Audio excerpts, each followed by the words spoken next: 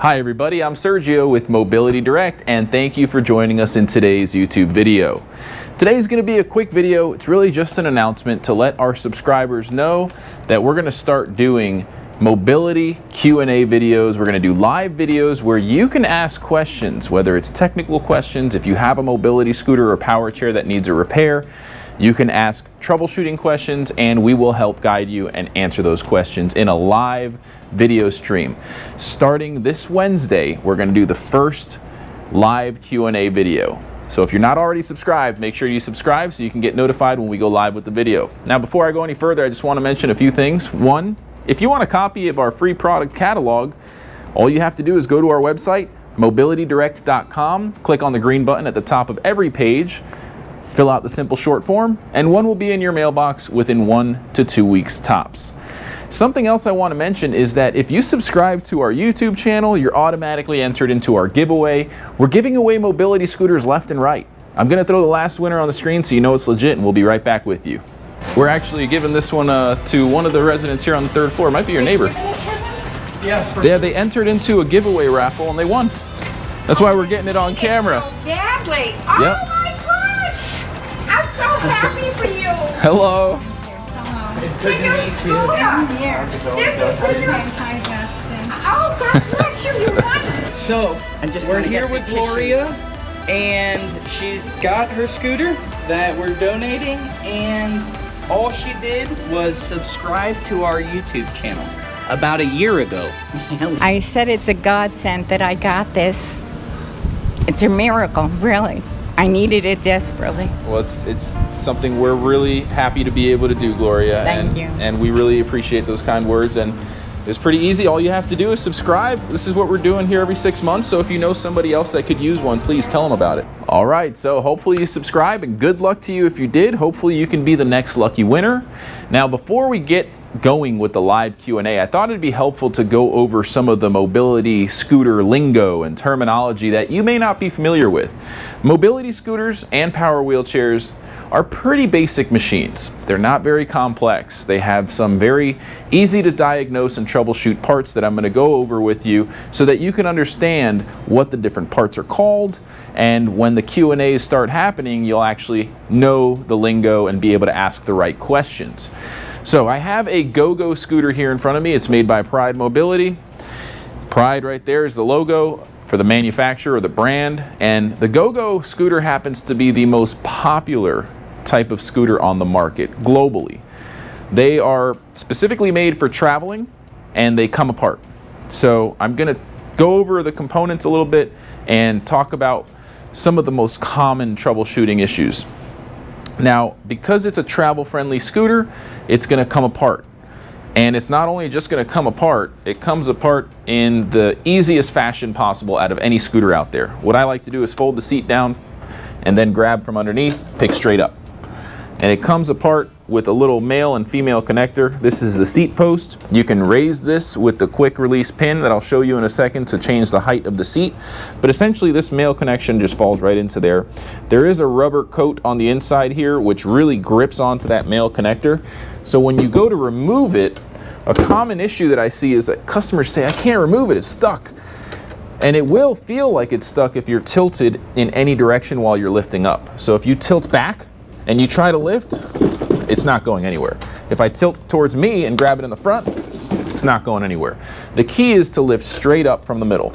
So I like to put one hand underneath in the front, one hand underneath in the back, and pick straight up.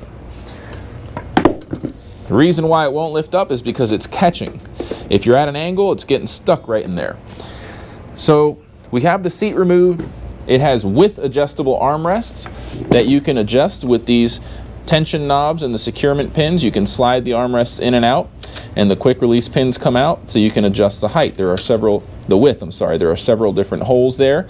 There's also a 1-inch receiver in the back. It's a square receiver, so you can put a rear basket, oxygen tank holder, and many other accessories that are compatible with that 1-inch square receiver in the back. Now I'm going to take the battery out. The battery box here is actually a lithium battery box. You can get steeled lead acid battery boxes, but this is the newest GoGo, so it comes with lithium batteries. It's called the Endurance. That's the name of this model, and you can usually see the name of the model right on the battery box. So here it says Go-Go Endurance. So that's the model. And inside of here, there's actually usually a set of batteries, going to be two 12-volt batteries, or in some cases one 24-volt battery. You can take it apart and you'll see what kind of batteries are in there. And we have several videos that show you how to take them apart, change the batteries, upgrade the batteries. Here we have a fuse, reset switch, and the charging port. Now, if you want to open this box, there's a couple of screws underneath that you have to take out, and the box opens up so you can change the battery or upgrade the battery. On this particular model, you would have to buy the entire battery box to replace the battery. For now, it is a newer model, so in the future they might have the actual batteries inside that you can replace. So again, check out our YouTube channel. We have playlists specifically for repairs, and you can see how to replace the batteries and open up these battery boxes for almost every Go-Go we sell. Now, I have the seat post exposed with the quick release pin, which I don't know if you can see here, but it has a little pin going through the seat post, and you can just pull out this little pin, and then this can slide out. Now this is going to hold the seat post at a certain height, and as you can see, there are several holes so you can adjust the height. If you choose the lowest hole, the seat's going to be at the highest position. If you choose the higher pole, the hole rather, at the highest point, it's going to be seated at the lowest position because the seat post is going down. So it's a little confusing, but after a while you get used to it. I'm going to put it in the second to lowest hole so you can see it lining up there. Go down to the next one and stick it in. Now I'm just going to stick this pin into the little hole here in the back so it doesn't go anywhere, and we're good to go.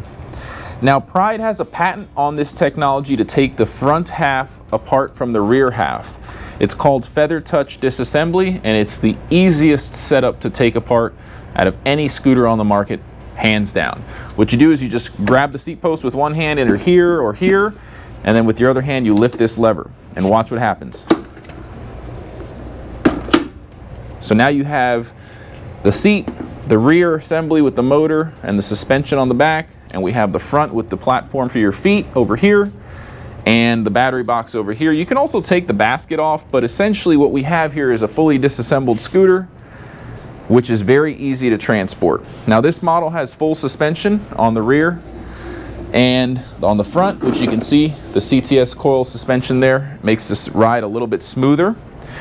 And that is something that I recommend if you are going on bumpy terrain, even sidewalks, the cracks in the sidewalks. You can feel them. You might spill your coffee or your beer, whatever you're riding around with. The suspension really helps to dampen the ruggedness of the terrain. Now, the basket that comes with the Go-Go is easily removable. You just push this little tab, pick straight up. Two little rails here that go onto the hooks. Very straightforward. We do have a front LED headlight.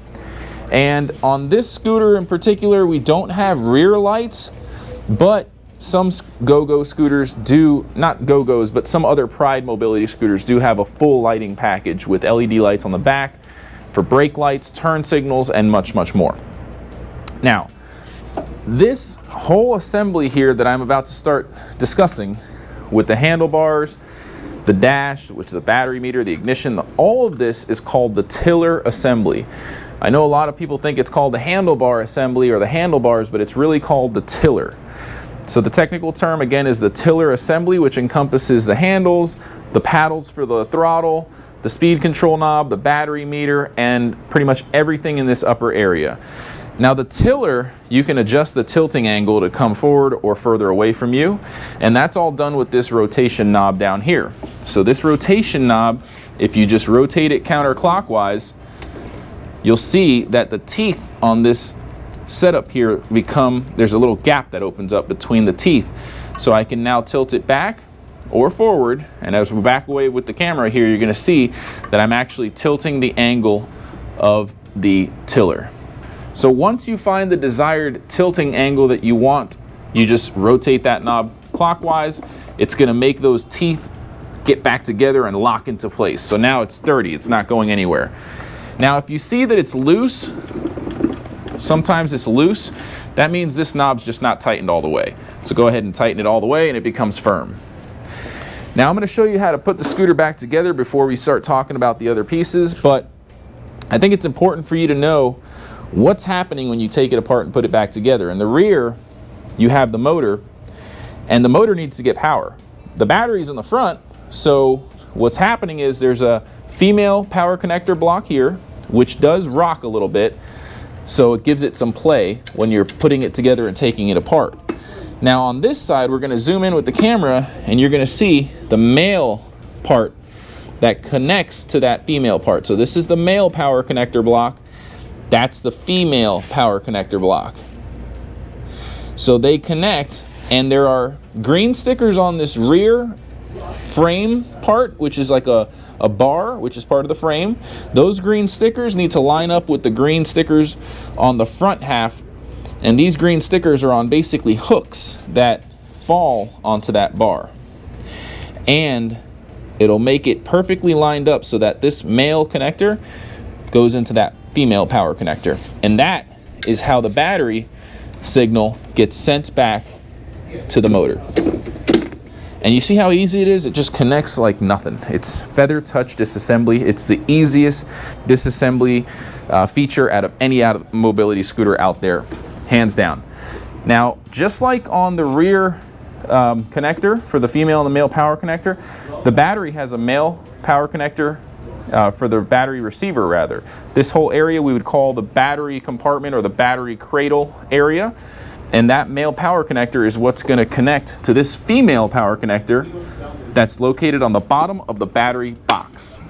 So we're going to connect the battery now, and boom. Now the motor's getting power, which usually is going to be 24 volts. It's getting power to the motor, power up here. The controller, which is basically the brains of the scooter, is right underneath the floorboard here. And we're going to show you in a little video here what that looks like. But essentially that controller is what regulates the power to go to the different components. So your controller is going to send the power signal to the motor, to the battery meter, to the potentiometer, which is basically the paddle system to give it throttle. And I'm going to put the scooter back together now, put the seat on, just like that. Line up the male and the female connector for the seat post. And now the scooter's in freewheel mode, which means I can roll it around freely. And if I try to power it on right now, it's not going to work. It's going to beep at me 5 times. That's one of the more common issues that we get calls for. But it's actually not an issue at all. It's a safety feature. So as you can see, it's beeping 5 times. And that's telling you something. In your user manual, you actually have a troubleshooting section that tells you if your scooter beeps 5 times, what to do and how to fix it. It goes through several different beep codes, so it can beep 3 times, 2 times, 6 times, 5 times just means that your brakes are not on. So if you look back here, we're going to come with the camera. There's actually a yellow lever, which is in the neutral position right now. So I'm going to change it to the drive position and now power my scooter on. And you're going to see that it's not going to beep. The battery meter's on. Everything's working as intended. I can use the throttle system to go forward and backwards. All right, now earlier we were showing you the switch here for the electromagnetic brakes. Right now it's in the drive position, but you can switch it to neutral, and then you're able to push the scooter manually if you want to. Now, you can technically have a faulty electromagnetic braking system, and you'll need to know your way around a multimeter to test the resistance and the ohms to see if it's not working or if it's not doing the job. You could also do the same thing with a lot of other components on the scooters. You just really need to know how to use your multimeter. Now we're going to come close here with the camera and talk about this tiller assembly a little bit further. We have what's known as a delta tiller, which means that the handles that you put your hands on wrap around the paddles for the throttle system, which is known as a potentiometer. So this paddle on the right, if I pull back, makes the scooter go forward. If I push back, it makes the scooter go backwards. And the opposite on the left side. So if you want to go back, you pull back. If you want to go forward, you pull forward. So you really only need one hand to control the scooter. We have a horn button, the ignition, which is just like an automobile ignition. You put the key in, give it a little slight turn clockwise to turn the unit on, and you'll see the power start to read. It does take a second for it to recognize the voltage, but essentially this meter is like a gas gauge. The lights start to turn off one by one as you start to use your scooter and the battery gets depleted. Here on the speed control knob, you can limit the top speed or increase the top speed, and that's pretty much it. These mobility scooters are pretty easy to use. One other common thing is when you can't turn your wheel, it's most likely because you have your tiller lock on. And we're going to go to the front of the scooter and zoom in on that, but basically there is a little knob in the front here that you can use to lock the steering handle. And you might be wondering, why would I ever want to lock my steering handle? See, now it's not turning. And the reason is because if you're transporting your scooter in the back of a car, you don't want that steering wheel to swing around like crazy. Let me show you what I mean. So let's say you're putting it in the trunk of your car and you take a turn, it's not going anywhere. If your tiller lock was not locked, it would just swing around like crazy and potentially scratch your scooter or something like that. So you just push in, turn it clockwise about a quarter of a turn, and it's locked now. Problem is, when you put your scooter back together and you're ready to use it, if you don't remember to unlock it, you're not going to be able to turn. So just remember that, folks. So we have the tiller adjustment knob, the steering assembly, which is known as the tiller assembly. We have a light switch here for the front, which turns on the headlight. And on the right side, we have a charging port, but you also have a charging port right here, which uses a 3-pin XLR connector. The 3-pin XLR connector is one of the most common connectors out there for mobility products to charge the batteries with. It's just a little silver barrel connector with 3 pins, which goes right in there. All right, now one other thing I want to mention, on the steering column of most scooters, you are going to find a little area for fuses. These fuses can be replaced, and the fuses are there just to protect the electronics from getting a surge in voltage or too much voltage that could potentially burn out the components. So if the power coming up to these components up high is too much, these fuses rather, will break and you'll need to replace them. And they're a lot cheaper to replace compared to your potentiometer, ignition, your battery meter, your motor, etc. So make sure you pay attention to those fuses and know what they're there for and know how to replace them. All right, so we've covered most of the components on this mobility scooter.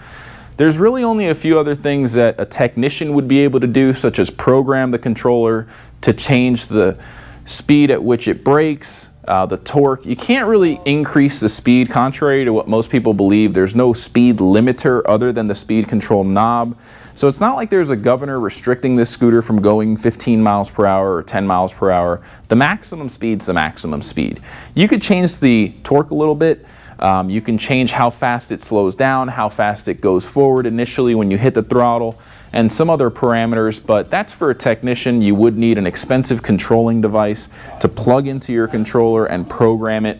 And we have those as a Pride certified dealer, but it's really not something that you can get your hands on as a consumer and not something we recommend doing. Now, these mobility scooters are rain resistant. At a certain point though, rain and electronics do not do well. So it's really important that if you get caught in the rain, you do what you can to immediately get indoors. Short of that though, that's really it. Remember, we're going to do our first live Q&A this Wednesday. We are going to try to do them the first Wednesday of every month, maybe even more frequently than that, but I really hope that some of our subscribers will join us and ask questions.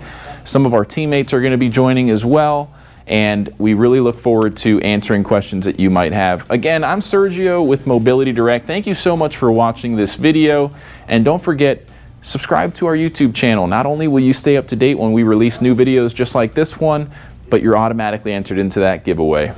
Thank you again for watching, everybody. Have a great day. Before you go, please don't forget to visit our website, mobilitydirect.com, and click on the green button that says Free Catalog to claim your very own free catalog. Just fill out the short form and it should get to you in about a week or two max. I just want to take this time to personally thank each and every one of you for watching this video. We couldn't do it without our subscribers. So if you like our content, please go to YouTube, search for Mobility Direct, and subscribe to our channel. You can enable notifications. That way you'll get notified whenever we release new videos. We're constantly making great videos. We have tons of playlists that range from repair videos, unboxing videos, research and development, and much, much more.